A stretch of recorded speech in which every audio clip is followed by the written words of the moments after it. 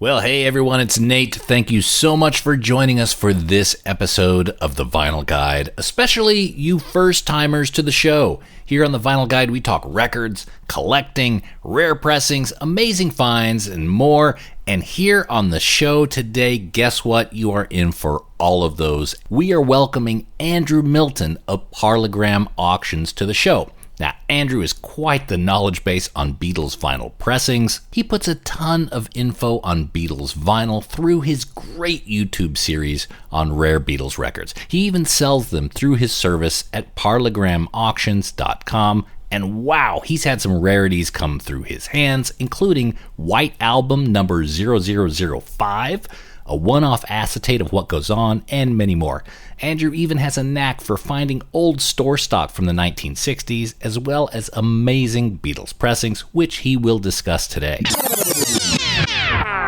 By the way, this is only part of the conversation. There's another 30 minutes or so available only to our Patreon community at patreon.com/vinylguide. Head over there now, join our community. It's a few bucks a month, but it helps keep this show going, and we thank you by making available extended interviews, early episode access, secret Vinyl Guide episodes, and more. So head over to patreon.com/vinylguide and hear the rest of the show.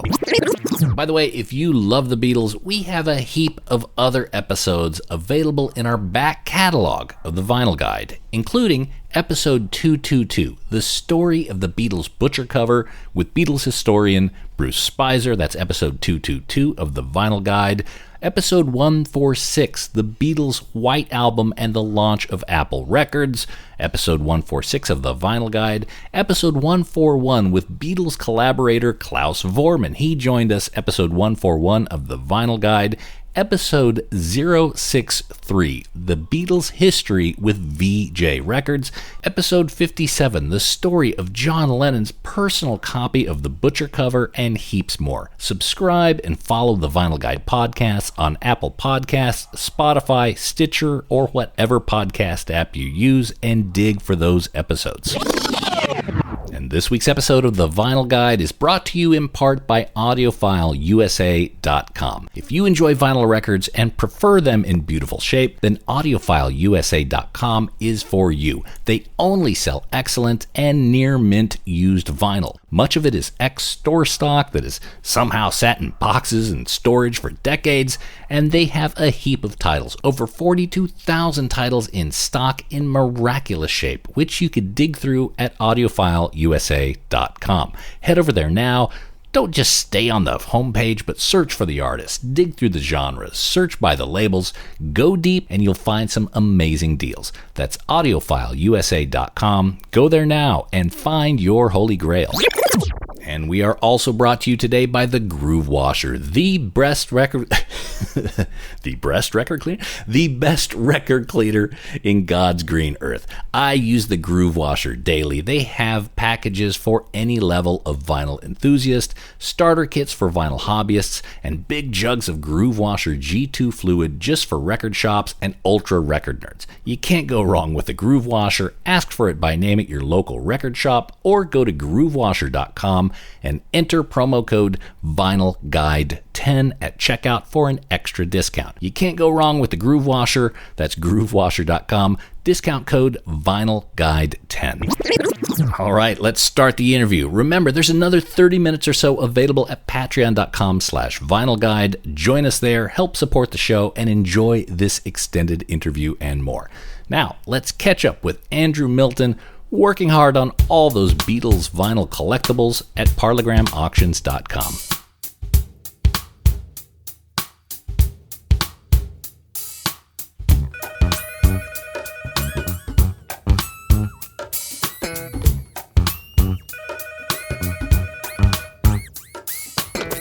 Andrew. Hi, Nate. Can you hear me? I can hear you perfectly. Brilliant. I can hear you too. Of course, that would be your Zoom image, all those Parlophone labels. How do you make time to do this? How many hours a day do you listen to the Beatles? A lot. I don't like to think about it too much, but I pretty much do it every day. I mean, I don't really do anything else these days. And of course, if I'm selling records, I have to listen to it. You know, when you sell a record, people expect it to sound as good as you say, and you have to listen to it. And I listen to albums every day. It's good. It's great. I think it would be good for a while, but after the 500th time of listening to the Piggies song, I mean, at some point you got to draw the line. It becomes actual work. Well, there are certain things you get to where you go, oh, not again. If I have to listen to another Mono White album, it's like an hour and 45 minutes, and I've got to sit down and I've got to listen to it.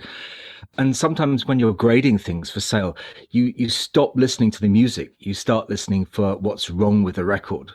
You start listening for crackles, you start listening for ticks, you start listening for groove wear, and sometimes you sort of forget the music. So I'm sort of happy I've moved into sort of, when I'm doing the YouTube videos, I'm listening to different things now. I've just finished a video on German albums, which I haven't really listened to before. And I can hear their different masterings, their different pressings, and you get different little alternate versions, and you can hear different things. And so that sort of thing keeps me interested, if you like. You must have incredible ears to be able to tell the differences between I mean, look, if I were to play a particular cut, like a -1 and then a -3 master of the same LP, could you tell the difference? I think so, yeah. I think I'd have to admit to be able to tell the difference between those things, yeah. But it's just something you get used to, and you listen to them every day. And I primarily focus on UK records. So, I've listened to these albums hundreds of times, and I know every little in and out of everything, when the next pop's coming up, when the next edit's coming up, So it's, it's just something you get used to. But the Beatles I never get tired of listening to the Beatles. So, whatever mood I'm in, I put an album on and it'll cheer me up, and it's just a joy. What else, what better thing could there be, really? Well, look, that's true. Look, and it sounds like you were absolutely built for this job. Andrew, I know we cracked right into it. I got to say, I absolutely love your YouTube channel. Thanks. I learned so much from it. It's like some of my friends and I, you're like our Tarantino. Right? Have you seen the new video? Have you seen what he's talking about now? And it is so well put together, so entertaining. It's just, and I would encourage anyone who's a fan of collecting and records, and of course the Beatles, to look up Parlogram auctions on YouTube.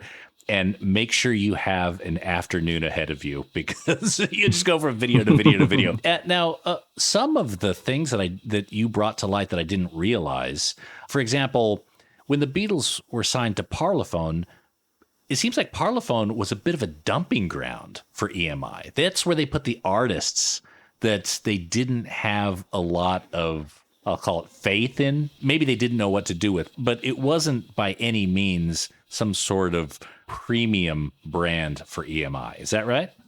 Yeah, they were very much the poor relation of the EMI family. I mean, you had HMV and Columbia. And they had Cliff Richard and Norrie Paramore, who was their big house producer. And he got like first choice of all the things that were coming along. Yeah, Parlophone was very much a space for things which came in on license from America sometimes, and all the comedy records, all the very light, easy listening records that were popular in the late 50s, the traveling records, sort of music from Arabia and Holiday in Beirut and all these sort of things, they would get dumped on Parlophone because basically I don't think anybody else wanted them. And, they had their moments with singers like Matt Monro and whatever. But up until the Beatles hit in 1963, I mean, when I went through the album catalogue, it was very much an adult orientated label. It wasn't pop. There was some pop. Adam Faith was a big pop star and things, but it was very lightweight. It wasn't Cliff Richard. Adam Faith was pretty lightweight. So yeah, they were very much the poor relation of the EMI family. And to me, that would indicate that EMI, I mean, now we know the Beatles as, practical gods, but back then EMI, it was just a gamble for them, and they weren't expecting a lot, it seems.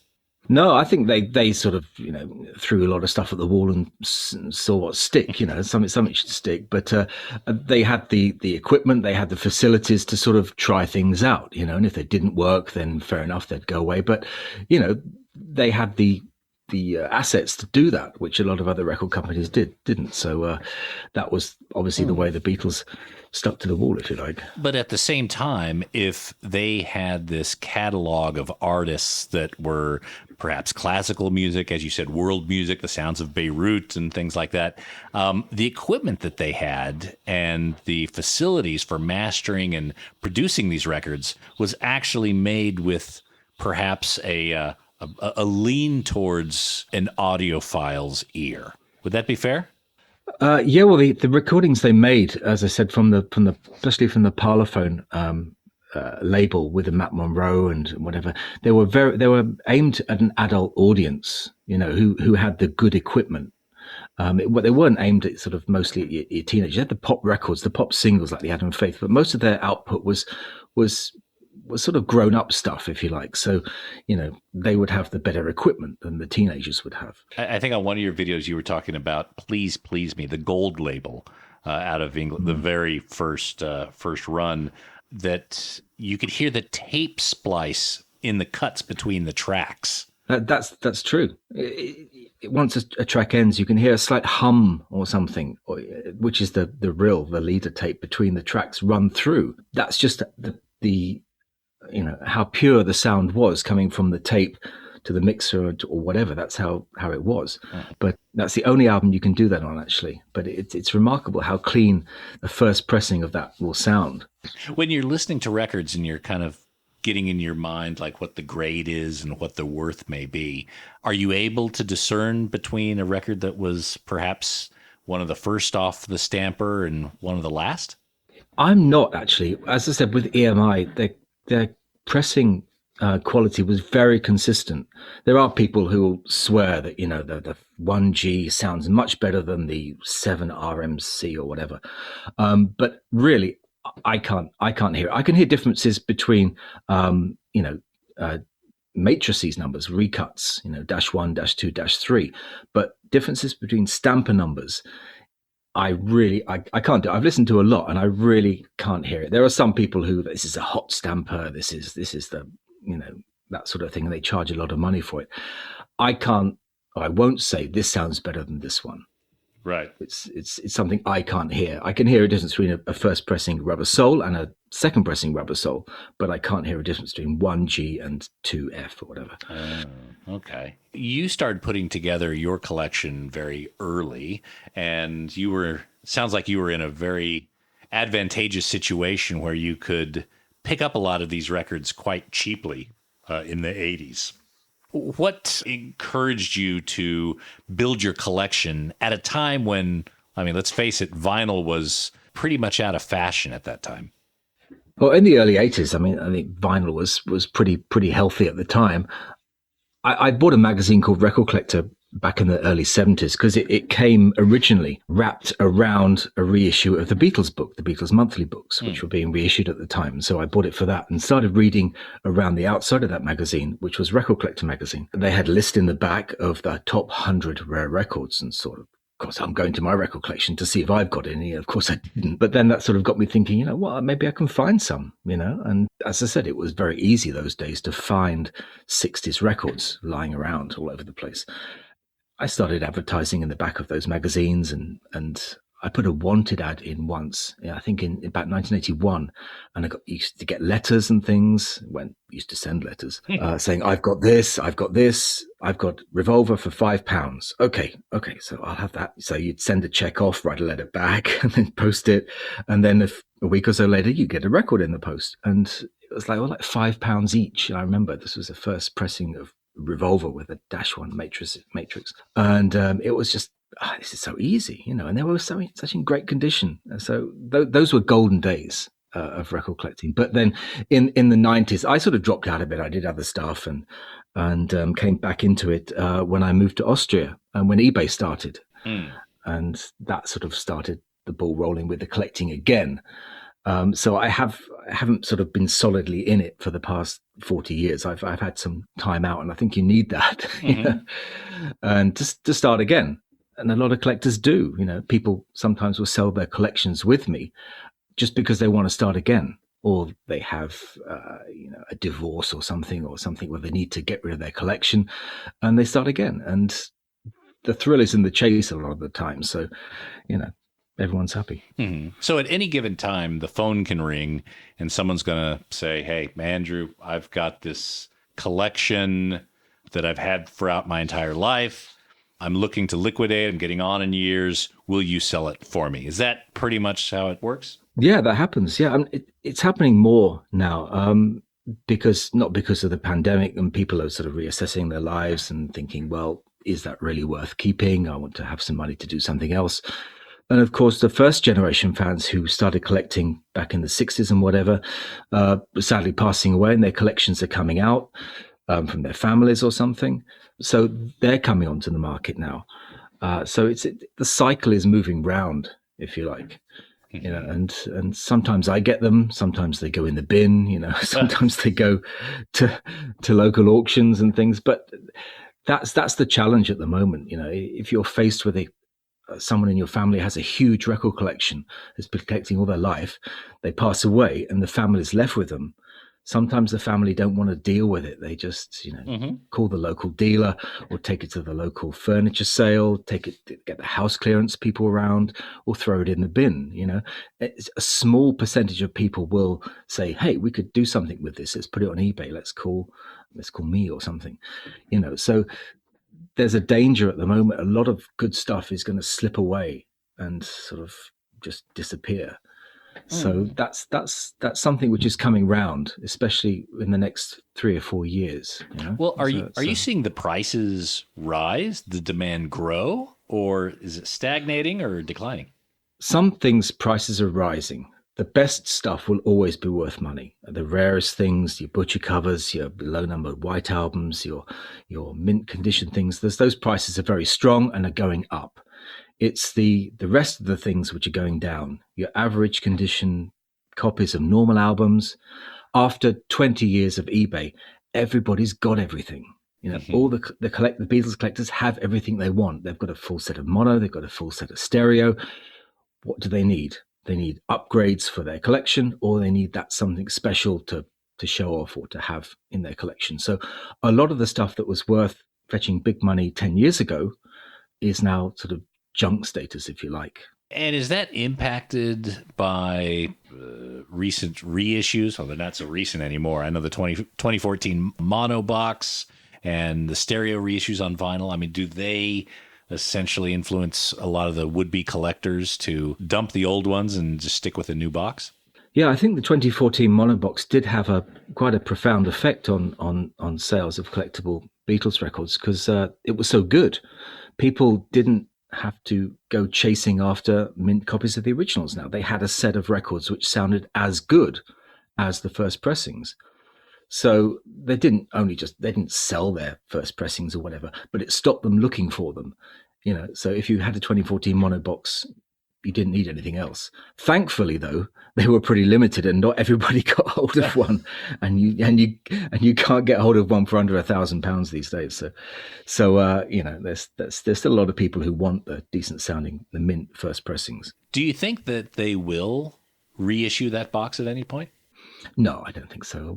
Why should they? I mean, I don't see why they should really. No, I don't think they will.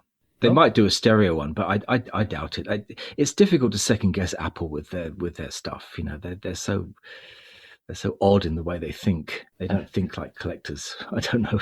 I think they hear what's going on, but they have to look at it from a business point of view, and it's very difficult to second guess them. But there's so much other stuff to do. I don't think they will. Okay, because I thought, all right, they've reissued all the Beatles stuff. They've made this great box set, which I missed out on, by the way. And then, but that's getting close to 10 years ago now. What else do they have up their sleeve? Where else can they go with this Beatles catalog? I think they're just going to remaster the rest of it now. They've got, everybody's waiting. They've done okay with the remasters of White Album and remasters of Abbey Road. They'll do Revolver. They'll do all the other stuff as well. And that will take us through the next few years at least. So I think that's their next project. Box set wise, I'm sure they've got something up their sleeves. The singles they've done, maybe the EPs, maybe they'll do that. But yeah, I think the remixing and the remastering has been the thing which has worked for them over the past few years. So I think they'll continue on that vein. Okay, but if more people want those box sets, why wouldn't they press up more? Well, how is their market? Who is their market now? Is their market the first generation collectors? Is there enough younger people coming through to buy these sort of things? A lot of people are box set weary. I nearly didn't buy the 2014 mono box because I don't usually buy mono boxes. You think, oh, it's a box set, not another box set. No. So I think people are really bored of that, and they're expensive. And who is their market? It's very difficult to do that. Are there enough young people coming through to buy collectible records, which is more of my concern? How many are there more people coming to buy first pressings of Please Please Me? I mean, I don't know. When the first generation collectors go, are there enough people coming through to continue that market going, or is it just going to shrink and shrink and shrink till the only thing that people want are the top condition things, the rarest things that end up in the auction houses? Yeah, because it seems to really be bifurcating. The top end stuff pulls away and remains that blue chip record, that thing that you can hold up to your friends and brag about, and then everything else. Exactly. Yeah, I think a lot of people who have big collections at the moment, are sitting on it waiting for the right time to sell. I think they're going to be, if they do come to sell it now, they're going to be disappointed because there's going to be some things which will sell really well, but they're going to be left with a lot of stuff which is not in fashion anymore. May have been 10, 20 years ago, but some things people don't want anymore, and it's some things are pretty hard sell these days, So do you think we're in the middle of the Beatles bubble bursting? I think it's bursting to a certain extent. Just the marketplace is changing. I think the peak was 2005, 2006, and then the financial thing came in that affected it a little bit. But since then, it's steadily matured, if you like. As I said, the top stuff has gone up, and the rest of the stuff has gone down. And so that's what we're dealing with at the moment. So that's why I'm sort of expanding my net, if you like, and going over to sort of discovering some different things which I hadn't covered before because I'd stuck to the UK stuff, and now I'm doing the German things, and just trying to say to people, it's not just that. Don't just collect that. Why not have a listen to some German stuff? Have a listen to some other things. It's just finding different ways to listen to the Beatles. And that's the thing. Find something else you haven't heard before, and something else to enjoy, a different mix, a different sound.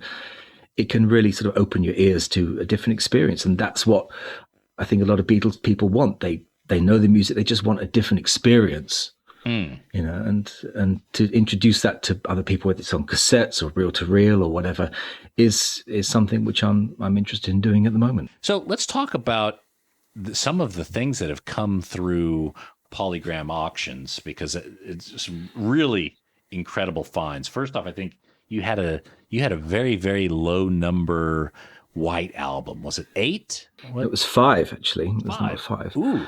Mm-hmm. Okay. Yeah, that came from, I was selling that on behalf of a collector, and who he picked it up some years previously, and it was number 5.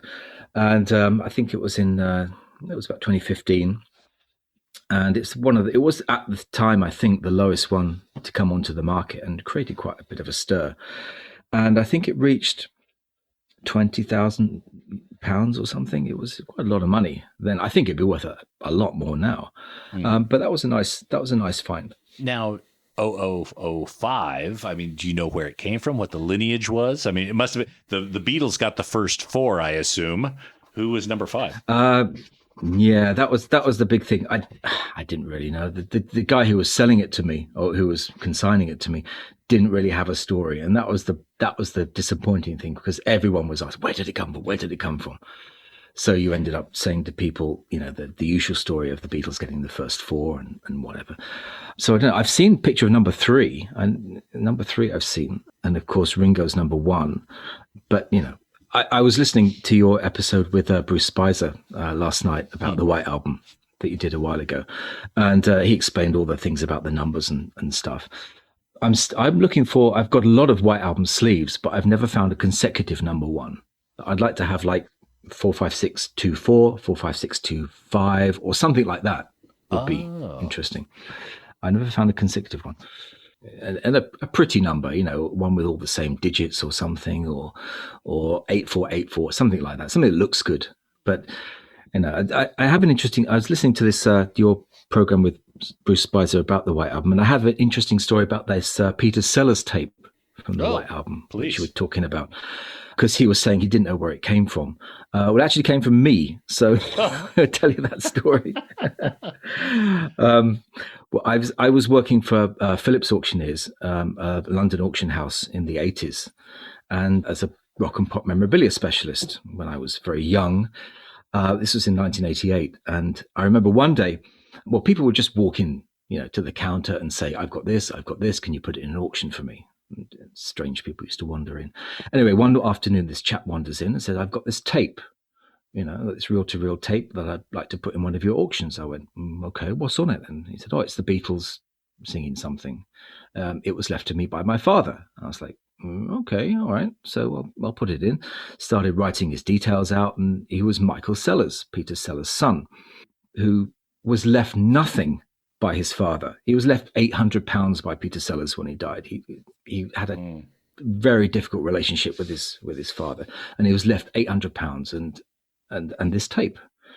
And I thought, Michael's, I imagined he had like a treasure trove of things at home. I said, have you got anything else, at home? He said, no, I've got nothing, just this tape. Okay, so he put it in the auction, and I took it home. I remember taking it home and putting it on my reel-to-reel and playing it and taping it on my cassette, which isn't the source of the bootleg, by the way. Right. It wasn't the source of the bootleg. I just recorded it onto a cassette, catalogued it, and put it into the auction. It came in its own box, and Ringo's handwriting was on the box. He'd written on the box the track listing and a little note and something. And it went into the auction, and it made £3,500, which was a lot of money back then. I mean, with inflation adjusted, that's about £11,000 today, $15,000 or something. So it cost someone a lot of money back then.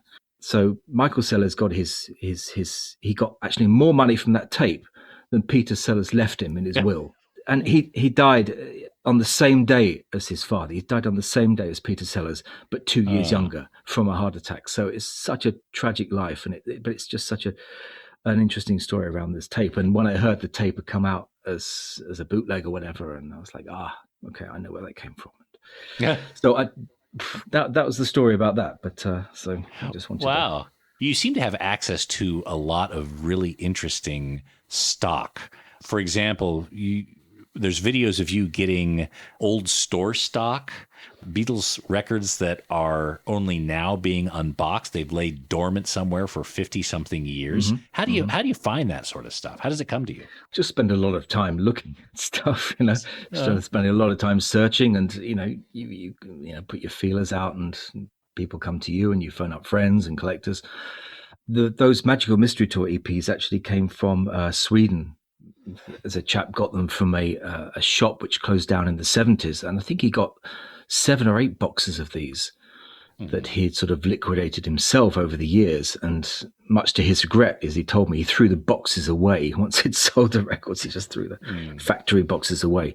And this is the last one that he had, actually. So I thought, well, it's not every day you see that sort of thing. Sometimes you get American boxes full of Apple singles and things. I've seen things like that, but EMI factory singles from the 60s never turn up. So I had to have that. And you sell them as one big box. You don't part them out and sell the box separately. You got to buy all or nothing.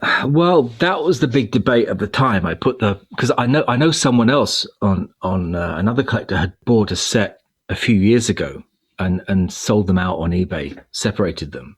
So that was one of the other boxes, and that was the big debate at the time.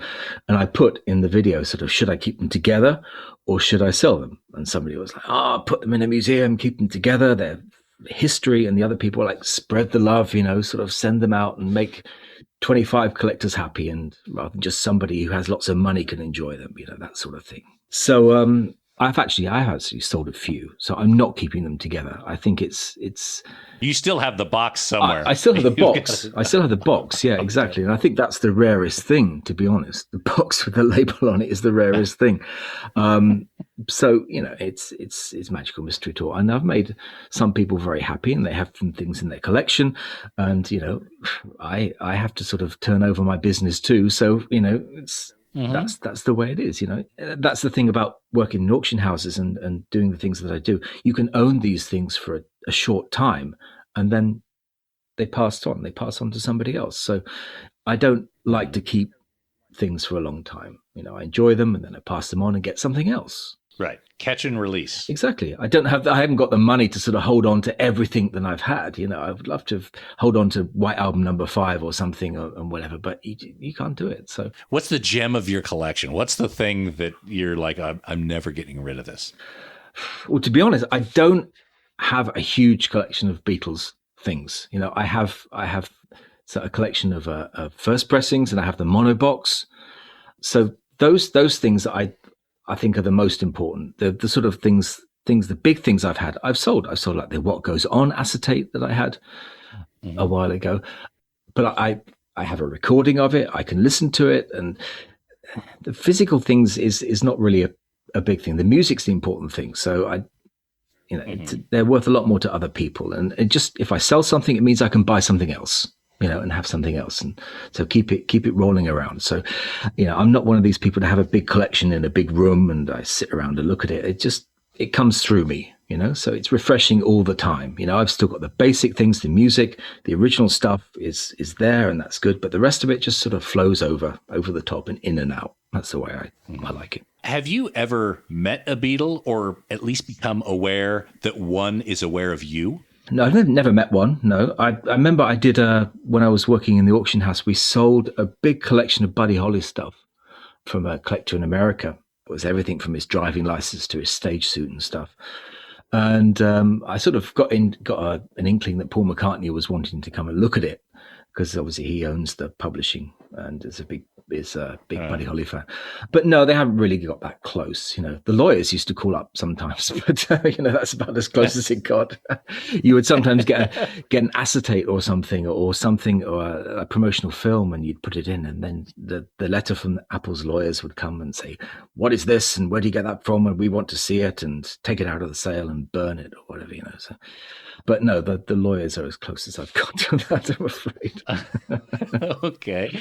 What is the most precious Beatles artifact you've held in your hands? Ooh, that's a good one. I've had lots of letters and sort of personal things throughout the years. John Lennon's glasses, some of their suits, and all these sort of things that passed through the auction house back in the 80s, when this was all sort of new, and this was a big deal. Everyone's become a bit sort of desensitized to it now, but back then it was headline news. It was like in all the newspapers if you were selling John Lennon's glasses and stuff. Record wise, it would be the White Album number 5 and the What Goes On acetate. But apart from that, it would be lots of little bits, like autograph stuff and things. But I've had them all at some point, so it's difficult to pick one particular thing out. I could reel off a list, but yeah. Now let's talk about that What Goes On acetate, because that was a little bit of detective work on your part that really kind of brought it to light. Is that right? Yeah, it was originally offered in a memorabilia sale in London, and it was listed. It came originally from George Harrison's family, who not his immediate family, but some relatives who were selling off some of his things, a leather jacket, I think, some boots, and a couple of other things. And this was in a lot with a copy of My Bonnie, and that was it. And it was catalogued as a acetate or lacquered disc, as I'm told you're supposed to say, of What Goes On. And it was catalogued as it wasn't really catalogued very well, actually, which is what drew me towards it. Was it an outtake or a recording of the Rubber Soul track, or was it the 1963 demo they'd recorded, before they came up with From Me to You?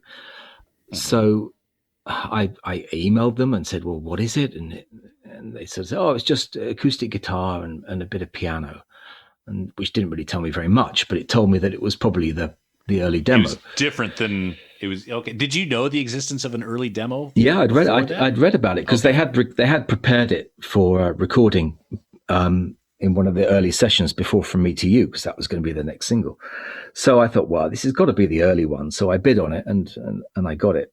And yeah, it did turn out to be that just a guitar and piano demo of John and Paul sitting somewhere doing What Goes On with the original lyrics that John had written back in the 1950s.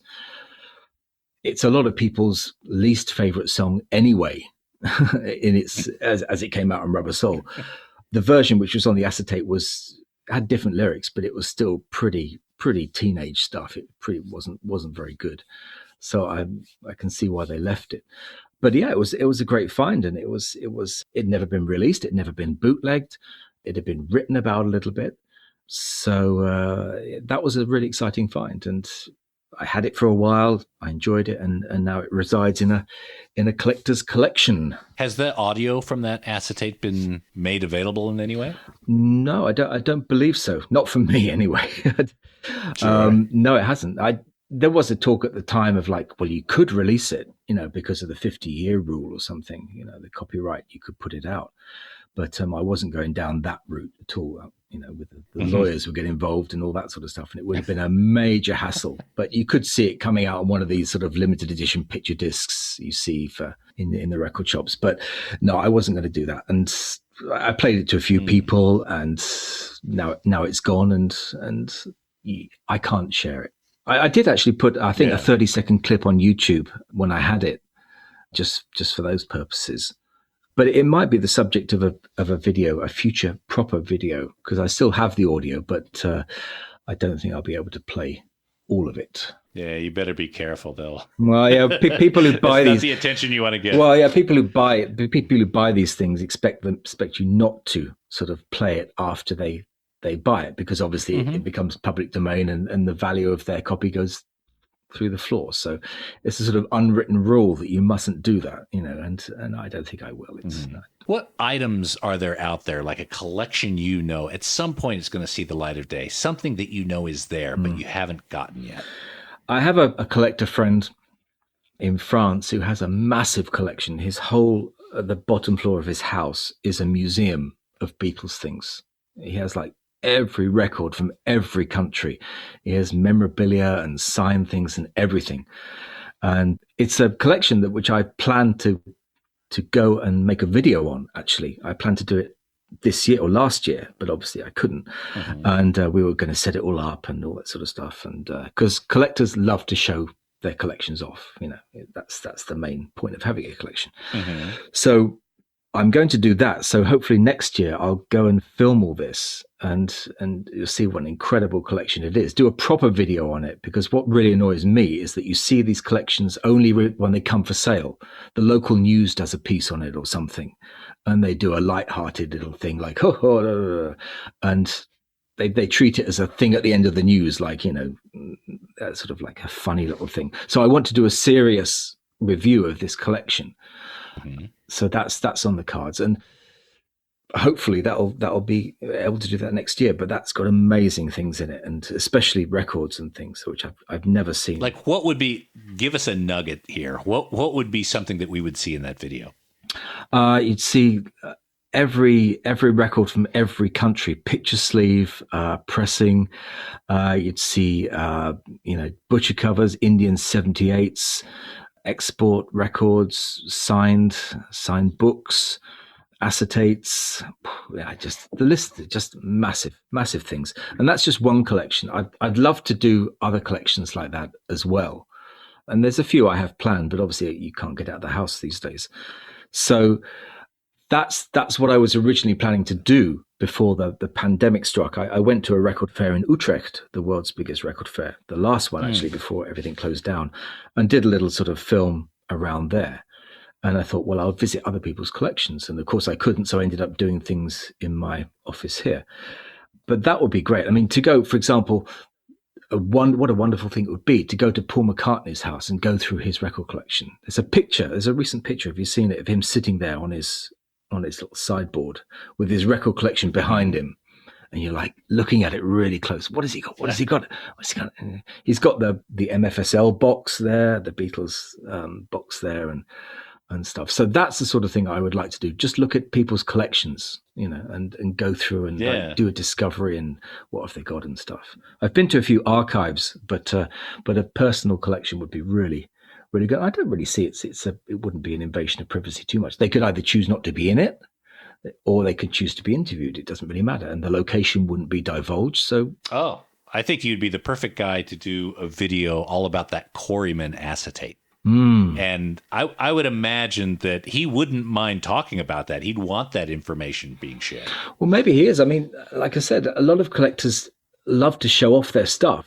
So I wouldn't think, if they'd show off their stuff, even if they weren't in the video, they wouldn't mind other people looking at what they've got. It's the ultimate brag, isn't it? Sort of you go on YouTube and you show off your stuff. So hopefully that'll sort of come to pass and things. I mean, I'm not going to run out of subjects to talk about at my desk, but I'd still like to sort of do more travelogue sort of thing as well, sort of journeying to making it a whole story, not just sitting in a room with somebody, but sort of going there, stories behind collections, stories of how people got hold of stuff. And there's so many stories to tell, and that's really what I want to do. Well, you're off to a really strong start. Thanks. Hey, back to Beatles vinyl, at least the records that most people can afford. What is, like, where would you suggest people start? Like, what is the best sounding Beatles album that's affordable? That would be some of the German ones, actually. I've just finished a video, which will probably be out by the time people listen to this. Some of the early 70s or 70s German pressings are really good. There's a copy of Please Please Me, which was cut in 1973. A second pressing of that, which sounds incredible, much better than the British ones. And they're really pretty cheap at the moment. Maybe the prices will go up after the video, I don't know. But they're quite cheap. Some of the German things from the 70s are really good. And as I said, I've just done a video on it, and I haven't heard some of these before, but wow, the Magical Mystery Tour from the 1970s, the German one, is a real fantastic record. And everyone who I've sent it to who's heard it said it's the best. It's the best one ever. Some of the European pressings, I haven't done much on the American pressings. I don't have a lot of American pressings, but they tend not to sound that good from a neutral point of view. And if you grew up with them, you love the sound of those things, and that will be your version of it. But from a neutral point of view, they're not that great sounding from an audiophile point of view. You can argue about the reverb, and you can argue about the mixes, how they add to the sound or whatever. But from the purity of the sound and what I think somebody who's never heard Beatles records before would be like some of the German ones, some of the 70s British ones, even up until sort of like the early 80s are good sounding ones, and trying to sort of show people things that are cheap and good sounding. You don't have to sort of like spend a lot of money on first pressings and things. They use the same tapes, and sometimes they improve the quality later on. Because the limitations of the 60s technology was improved in the 70s. So, and the 70s really is like the golden age of vinyl production. So they were getting a lot of things right by that point. One of the more expensive records in my collection is the Butcher cover, and it's also one of the worst sounding. I know. It was really dodgy, and I assume that's because it was cobbled together from tapes of multiple generations away from the master. Yeah. But I could really hear a difference when I put it on the turntable. This is not a Beatles record I want to listen to. Well, I think unfortunately the Americans really got the bad deal out of everything, because they got copy tapes from England, and then they were copied again, and then copied again for other parts of the country and whatever, and then they were remixed and stuff. So originally I think they were very badly served, but not that it made a difference to the Beatles' popularity. But now when you look back on them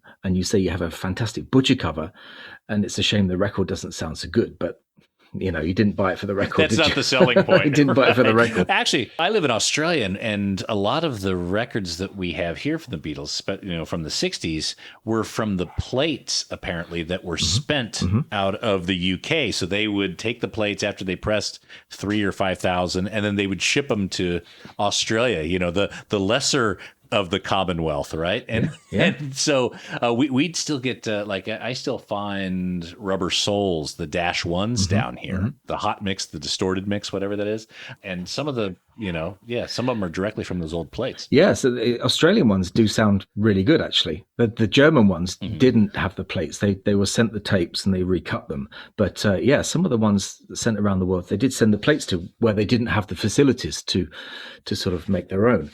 The loud, I know that loud cut thing is a bit annoying. Actually. A lot of people call it loud cut. It's just the way it was made. I have gone on record actually saying the third pressing of Rubber Soul is the best sounding mono one. The first pressing is terrible. It does sound horrible and loud cut, terrible cut. But then it was recut by EMI's top classical cutting engineer a few months later, and there's a picture in the Beatles in Mono book where the job is designated to Harry Moss, the guy who cut the first pressing, but it's crossed out and put it's to be done by Hazel Yarwood, who was the EMI's classical cutting engineer, and she did the second -4 and -5 cuttings of Rubber Soul, and they're much less aggressive, they're much softer, and they were cut like a classical record. So and they sound much better. And it's a shame she didn't cut more of the Beatles things, with that approach. And some of the things that she was down for, and Harry Moss has scribbled out and put, "This is mine, I'm doing this one." So, that was an interesting little discovery that I found about her. Yeah, Abbey Road could have sounded much different if she'd done it, taken that classical approach rather than Harry Moss's sort of pop, guns blazing sort of approach. But the Australian records do sound very good. And there's one very rare, great sounding Australian record, the Audio 5 version of Sgt. Pepper, which is a gem. I held one in my hands about 4 weeks ago. It came into my friend's record shop, and I think it lasted about 8 minutes in his shop, but I didn't get a chance to hear it. I watched your video afterward. I was like, oh, I could have hooked you up if I'd only watched that video earlier. Well, Did you want me to keep an eye out for you? Well, since the video, I've had sort of people offer me, sort of files of the Audio 5 cut. So I was like, oh well, it's a bit late now, but I have it now. So they sent me nice files of them. So. But it was an interesting experience to get that Nimbus cut, which was a really nice sounding record. How does it compare to the Nimbus then? Like, where does that Australian audiophile pressing sit in the? Well, they're pretty close. It's difficult because the files that I've got are digital and they're on a different format, and it doesn't sound exactly the same as through my stereo. So the only way to do it really would be to have the two vinyl records in front of me, but they both sound fantastic. I'm not sort of saying one sounds the better. And if you had a huge, very revealing hi-fi system, you could tell. But the computer audio and my vinyl audio, I can't make a call on that, Nate. I'm sorry. Okay, but you have the Nimbus and the UHQRs at home. Are those yours, or did you borrow them for the experiment? No, I don't. The UHQR I had many years ago. That I sold, and the Nimbus has now gone to another home as well. So that's sort of made people happy that way. So the Nimbus is now in Japan. Nimbus is, but that's the beauty of it. I mean, it's nice. I can have these things. I can make a video about them and pass them on. And I can do that again with something else, and so I can share it with everybody. Then pass it on, and then have something else come in, share it with people, pass it on again. So that's the format I'm going to follow, which enables me to sort of get interesting things, which I wouldn't really be able to afford just to keep. I can sort of have it, make a video, share it, pass it on, and that's so people watching YouTube are happy. The buyer on the other end is happy. So Andrew, look, I could talk to you for days on this, and I think we would still not get to every topic on my list here. But I'd love to have you back on again. I could talk about Beatles vinyl and Of course, now you're getting into the stones and all sorts of other collections as well. So I'd love to have you back on at some point. I'd also like to remind the audience to check out Andrew's videos. Parlogram auctions. Do a Google search. I'll link it in this episode page. Maybe we'll even get his wish list that you can download and keep an eye out for things. But it really is such, I'm going to call it authoritative. I learned so much when I watch these videos. And I start by watching one. I'm like, oh, this is only 12 minutes. And then I find myself about 2.5 hours later, like, fuck, I had no idea about these Japanese presses. So, yeah, there's 15. I think I did one yesterday, the German one. I said, is that only 15 minutes? It takes like a week to do, and it turns out to be 15 minutes. So, but people say it flies by really quickly. So I try to pack in as much as I can into a short space of time, because people, the people don't have a lot of time, and there's lots of other videos that need your attention too. So you've got to really jam it in. A lot of care goes into it. I mean, I could tell a lot of great production values. And again, I'm glued to it. 12 minutes, it does fly by, and it makes me want more. Well, thanks. I try and put into it what I expect, what I would like to watch. If there's a lot of videos out there where people just sit in front of their shelf and hold stuff up, and I can't do that. I've got to make it a bit more visually exciting, and whatever. So I put a bit more into it, and I like that side of it, the creative side of it. So that's, some people are not very technical and they can't do it that way, but I try and do it to the best of my ability. And I'm glad that people appreciate it. And I thank you for having me on today. It's been really exciting, and I'd love to come back at any point in the future. Absolutely. Thank you so much, Andrew. Thank you.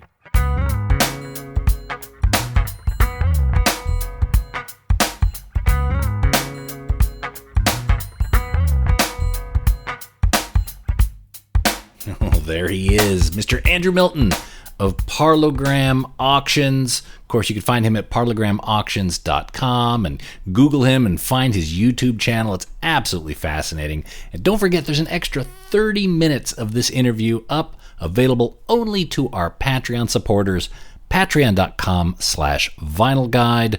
It helps keep this show going. Join that community. You get early access to episodes, secret episodes, extended interviews, exclusive stuff up there, only at patreon.com/vinylguide. And thanks in advance for your support. Alrighty, that's it for this week's episode of The Vinyl Guide. Thanks again for tuning in. Please share these episodes across social media, Facebook, Instagram, Twitter, all that stuff. And of course, leave us positive reviews whenever you can up at Apple Podcasts or Spotify or Stitcher, wherever. Log in there, give us 5 out of 5 or 10 out of 10 stars. Make us blush. Give us a great review. That is certainly appreciated. And we'll be back shortly with a brand new episode. So until we talk next time, keep spinning. Cheers.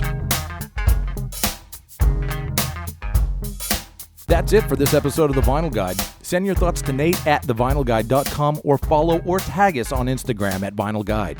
Until next time, keep spinning.